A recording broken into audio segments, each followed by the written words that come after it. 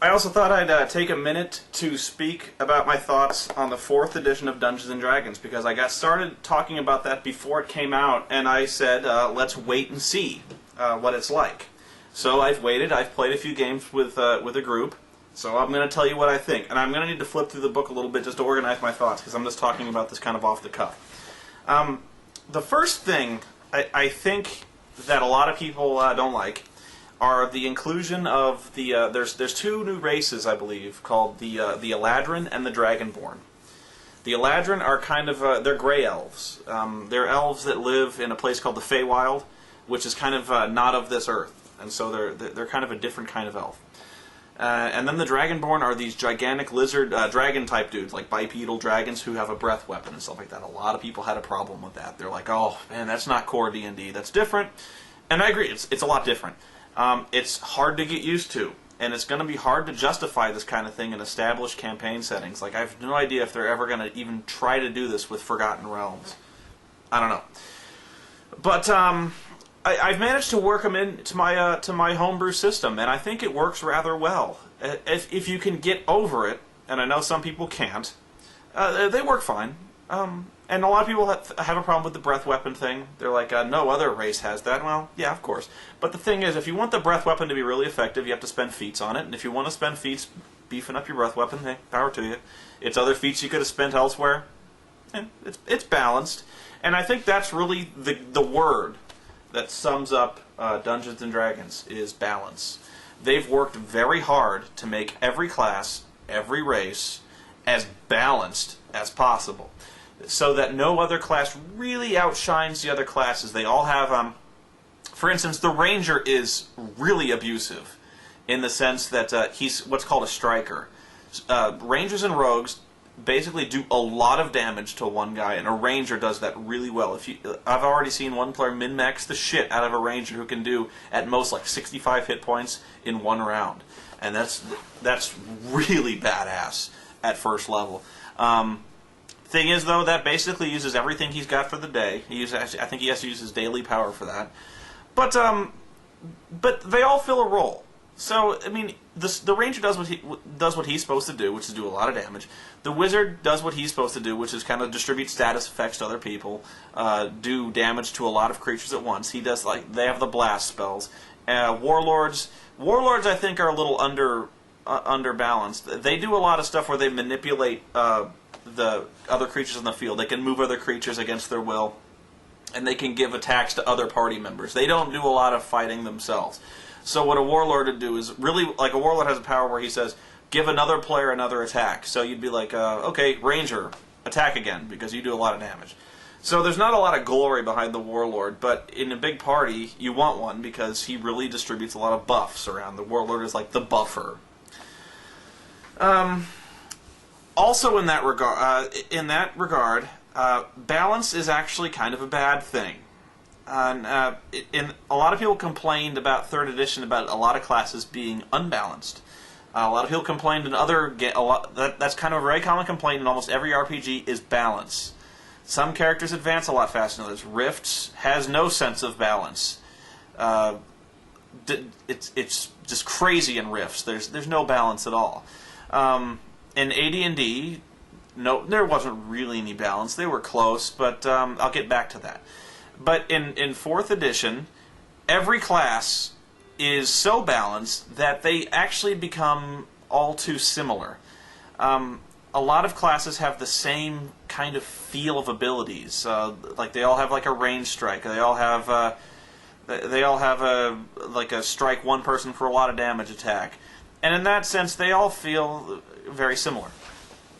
I don't have any really good examples to give you, but also, you'll find that almost every character of a class is exactly the same. So, whenever you have a cleric, that cleric is basically the same as every other cleric, unless you're willing to really branch out and do something special with that cleric. But at the same time, if you do that, your cleric is not going to be as good as other clerics. Because they're all going to put this... They basically dispense with any kind of randomly generated stats. Again, a balance issue. And so they basically just tell you what to put the highest numbers in. And if you're smart, you'll do that. There's basically 2 options for every class. Like for a rogue, say, there's a brute rogue and there's a speed rogue, kind of a finesse rogue and just a bash you over the fucking head rogue. So every one of those types is going to be the same, with small variations. And you could argue that a lot of other games are like that. Like 3rd edition, you could argue, had kind of the same problem. So really the only variation in that, I think, is the race you choose. So for a human gets extra feet. Halfling can negate any hit he wants once during an encounter, I think. I call it fuck yo critical, where a halfling, if he gets critical, can just force a reroll. So that's really, I think, the only severe variation. You can choose different feats if you like. But I think that really kills a lot of the joy of the game, where you no longer have these very distinctive characters.